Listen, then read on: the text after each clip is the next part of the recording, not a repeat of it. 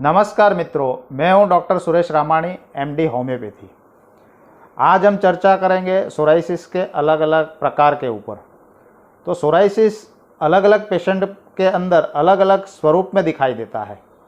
तो वो कौन से अलग अलग स्वरूप है, वो अलग अलग स्वरूप की क्या खासियत है, उसमें कैसे सिम्टम्स प्रेजेंट होते हैं, वो हम देखेंगे।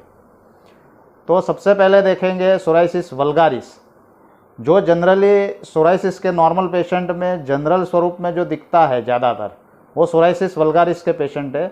उसमें रेड राउंड सर्कल्स हो जाते हैं, उसके अंदर से पपड़ियाँ निकलती है और इचिंग आता है। विंटर के अंदर आम तौर पे ये बढ़ जाता है।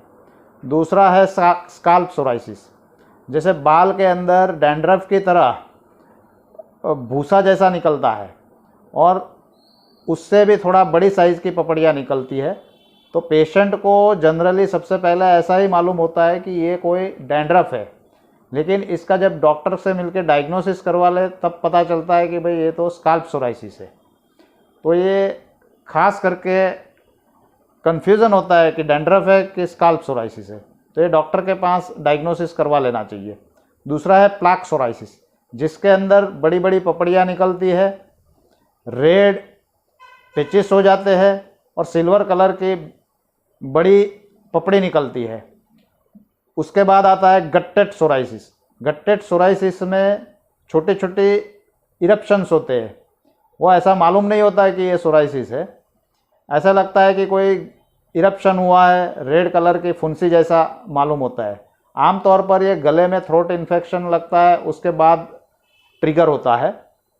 नॉर्मली स्ट्रेप्टोकोकी बैक्टीरिया से थ्रोट इन्फेक्शन के बाद ये ट्रिगर होता है।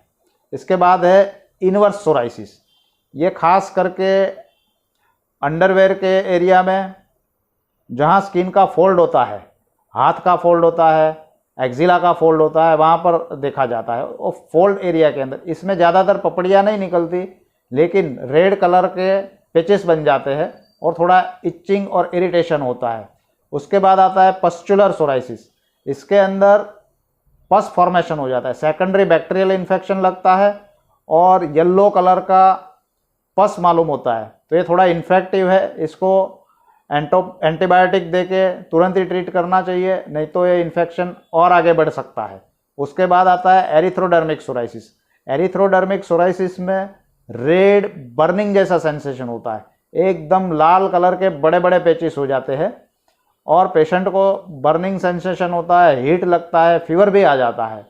तो ये भी थोड़ा इसको इमरजेंसी ट्रीट करना पड़े, ऐसा टाइप है सोराइसिस का। उसके बाद आता है नेल सोराइसिस। इसमें नाखून के अंदर, नेल के अंदर सोराइसिस का मैनिफेस्टेशन होता है और नाखून है वो कोरुगेटेड हो जाते हैं, डिफॉर्म हो जाते हैं और उसमें सेकेंडरी फंगल का इन्फेक्शन लगता है। तो ये नाखून के अंदर भी डिफॉर्मिटी क्रिएट करता है। उसके बाद आता है सोरियाटिक आर्थराइटिस। जो सोराइसिस के पेशेंट है उसको रूमेटॉइड आर्थराइटिस की तरह ही जॉइंट्स के अंदर पेन होता है, जॉइंट्स के अंदर स्वेलिंग आता है। तो ये एक अलग से ही सोराइसिस का स्वरूप है कि जिसको कभी रूमेटॉइड आर्थराइटिस के साथ या अन्य आर्थराइटिस के साथ मिस कन्फ्यूज़न हो जाता है कि भाई ये कौन सा है। तो इसको भी प्रॉपरली डायग्नोस कर लेना चाहिए कि भाई ये कहीं सोरियाटिक आर्थराइटिस तो नहीं है ना। ऐसे सोराइसिस के अलग अलग स्वरूप है। तो मित्रों, आपको कैसा लगा ये वीडियो, ये आप बताइएगा और मेरे चैनल को सब्सक्राइब करिएगा और बेल आइकन दबाइए, जिससे आपको रेगुलर नोटिफिकेशन मिलता रहे। जय हिंद।